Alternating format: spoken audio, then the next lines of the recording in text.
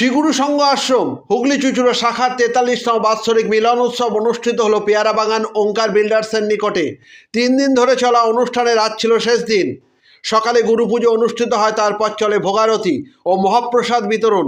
বিকেলে ধর্মসভা অনুষ্ঠিত হয়। অনুষ্ঠান সম্পর্কে জানান শাখা সংঘের প্রধান রাজু পাল। চুঁচুড়া থেকে প্রবীর ঘোষালের রিপোর্ট।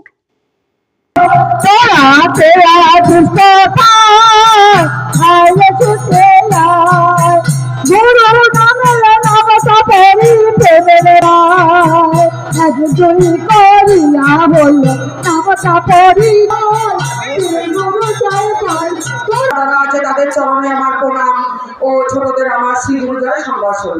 সাধুমার সঙ্গে এসেছি, সাধুমার কথা একটু না বললে নয়। তাহলে এবারে সাধুমার অনেক শিষ্য ভক্ত আছে। সাধুমার তো উনি নেই, তো এখন একজন আছেন।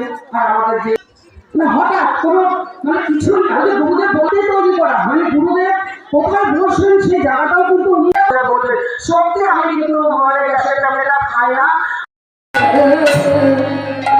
যেন তোমার চরণ ভেজা পড়তে পারি শুধু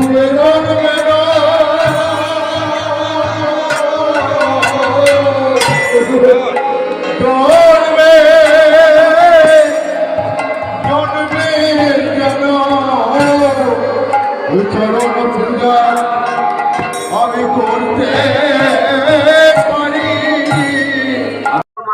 সকলের এক মন হোক, শ্রীগুরু সত্যই তোমাদের সঙ্গে থাকবেন, তোমাদের নাম।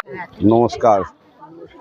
হুগলি চুঁচুড়া শাখা সংঘ মিলন উৎসব আমাদের জানুয়ারি 1, 2, 3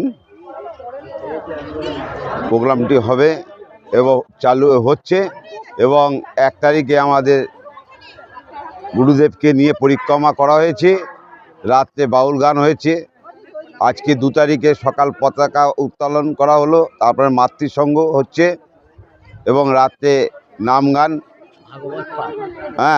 এবং পরদিন আমাদের সকালে দধি মঙ্গলা আছে সকালবেলা, এবং বেলায় গুরু পুজো আছে।